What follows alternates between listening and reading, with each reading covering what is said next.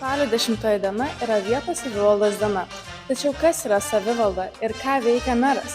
Paklauskime Romuvos gimnazistų. Kas tavo manimu yra savivalda? Savivalda yra, kai valdo ne valstybė, o pats valdai. Savivalda tai yra karūnos vieta. Mane tai savivalda tai yra tie žmonės, kurie daro visokius sprendimus, galvoja. Ir priima visokius sprendimus ir vadovauja. Savivaldybė yra, kur mokytojas susirenka pagerti kavytės arba tytės, o berniukai remontuoja mašinytės. Savivalda, kai esi atsakingas už kažką valdai, pavyzdžiui.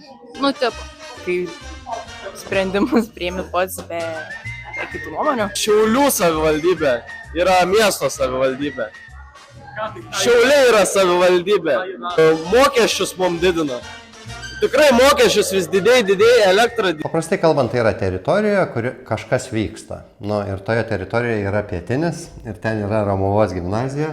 Ir ta Romuvos gimnazija nori sužinoti, kaip čia veikia tas pasaulis. Gydymo, poliklinikos reikalai, mokyklos, kurioje mokaisi, ir darželiai, ir visas dalykas, kuris aplink atkeliauja iš savivaldybės per tam tikrus teisės aktus.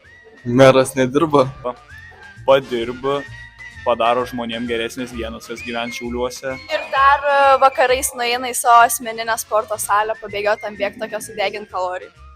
Po atsikėlimo gal su kokiu dviračiu pasivažinį po miestą, aktyviai pasportuoji biškį, tada grįžt namo, pavalgo pietus.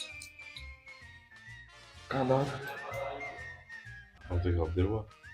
Nueini kokį susirinkimą, pasėdži, tada eini vakarą į kokį renginuką pasėdėti.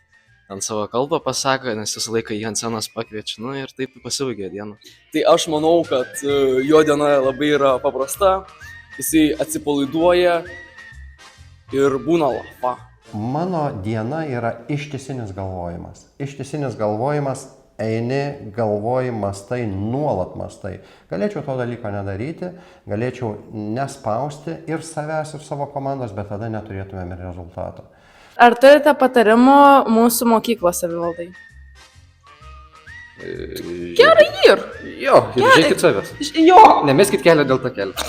Priekaištų neturiu ir jokių patarimų neturiu, nes dirbate puikiai. Labiau atsipalaiduoti, aš taip sakyčiau. Atsipalaiduoti, daryti viską iš širdies, nesijaudinti per daug. Reikėtų matką padaryti neprivalomą. Papigint maistą. Mažiau arbatų, daugiau darbų. Nereikia bijoti šiaulietiškumo, kas yra iš tikrųjų tikrumas ir nuoširdumas. Nepameskim to ir mes tokį miestą užsiauginsim.